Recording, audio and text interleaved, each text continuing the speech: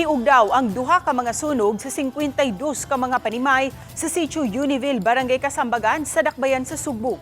Si Luan Mayrondina sa detalye.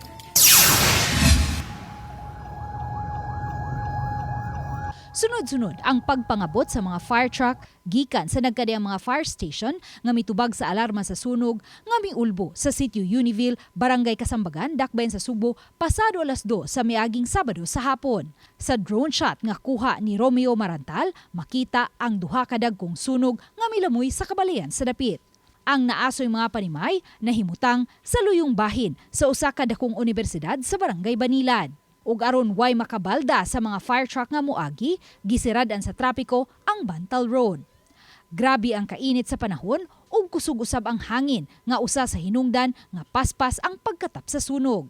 Sa panimay sa pamilyang Saison, gikatahong nagsugod ang sunog. Nanilhig sa gawa sa ilang panimay ang 64 anyos nga si Flor Saison. Dihang nadungog niya ang kalit nga pagbuto sa transformer sa poste nga nimutang lang sa kilid sa ilang panimay. Naman ni kalit og buto, transformer diri sa poste. Ning sodang kayo dito sa taas na mo. Motong nibagsak ang kay floor mat biya na ang ibabaw.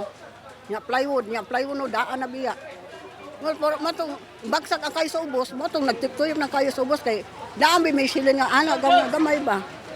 Nya motong muro na tungod sa kainit, ni buto to. Ang iyang bana nga si Romeo, 60 anyos, naligo ni adtong higayuna. Samtang ang iyang anak nga si Rodney, 30 anyos, nagluto usab og balot.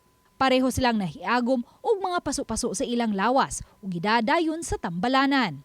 Nasaksihan usab ang pagbuto sa transformer sa ilang silingan nga si Melva Silverio nga nanglaban ni adtong higayuna gawas sa ilang balay. Pagbuto natunga man ang kuan, ang atop nila dayon. Pagtunga sa atop na diha ilang gasol nga gamay, mao to nga nimbuto sa dagapil. Matud ni SFO3 Wendell Villanueva, tigpamaba sa Cebu City Fire Station nga posibleng konektado ang duha ka sunog nga nahitabo sa Sitio Univille.